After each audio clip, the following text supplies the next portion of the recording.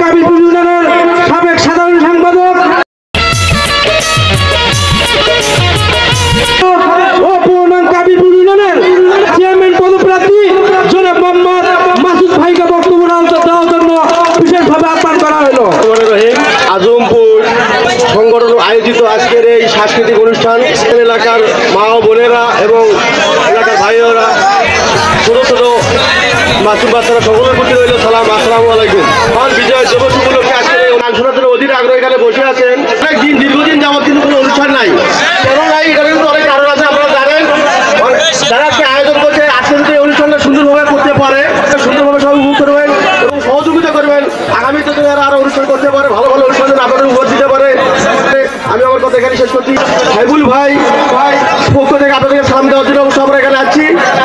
থানা বিএনপি সদস্য আপনারা সবাই জানেন এখানকার মাটি মানুষের নেতা সবাই অবশ্য ছিলেন। ভাই এখানকে আগামী দিনে আমাদের বিএনপির প্রার্থী সাইবুল ভাইয়ের পক্ষ থেকে সবাইকে সালাম জানিয়ে আমি আমার বক্তব্য এখানে শেষ করছি। আসসালামু আলাইকুম।